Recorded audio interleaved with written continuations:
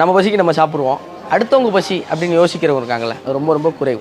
அப்படி அதை யோசிக்கிற நிறைய பேரில் ஹெல்ப் ஆன் ஹங்கர்ஸ் அப்புறம் அந்த க்ரூ அவங்கள பார்க்கும்போது இப்போ நான் வியந்து மலைச்சு போயிருந்திருக்கேன்.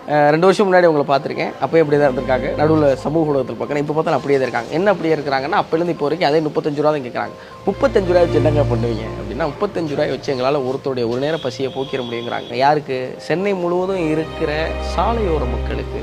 இன்னைக்கு செங்கல்பட்டில் இருக்கிற இங்கே ஒரு தொழுநோயாளிகளுக்காக ஒதுக்கப்பட்ட ஒரு பெரும் பகுதியில் இருக்கிற மக்களோட சேர்ந்து அவங்கள மகிழ வச்சு அவங்களுக்கு உணவளித்து அவர் சொன்ன விஷயம் என்னென்னா, தம்பி அவங்களுக்கு வேலையெல்லாம் தெரியாது, அவங்க வேலை என்ன போய் யாசகம் வாங்க போயிடுவாங்க. அவங்களுக்கு எனக்கு ஒரு டீலு, நான் உங்களுக்கு என்னால் முடிஞ்ச அளவுக்கு உணவை கொண்டு வந்து கொடுத்துருவேன், நீங்கள் யாசகம் வாங்க போகக்கூடாது அப்படின்னு ஒரு மனுஷன் இன்னொரு மனுஷன்ட்ட கையேந்துறது தடுக்கணும்னு நினைக்கிற அந்த மனசு அப்படி அவர்கிட்ட வியக்கிறதுக்கு நிறையா இருக்குது. ஹெல்ப் ஆன் ஹங்கர்ஸ் எப்போதும் எல்லாரையும் வியப்பில் ஆழ்த்திக்கிட்டே இருக்கிறாங்க. ஆனால் நாங்கள் உங்ககிட்ட கேட்குறது என்னென்னா 35 ரூபா.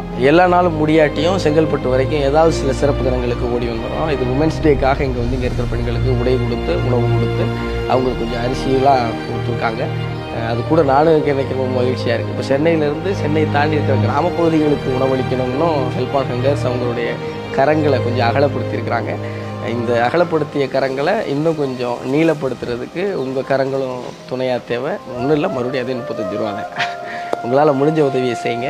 முடிஞ்ச அளவு பசி இல்லாமல் சிலரை தூங்க வைக்கிறதுக்கு முயற்சி செய்யுங்க.